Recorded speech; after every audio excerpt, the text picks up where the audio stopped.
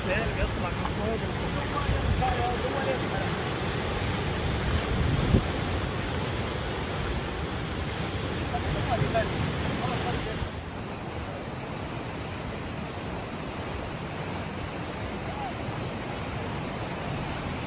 شاء الله تبارك الله. خير الوادي يبا. تدري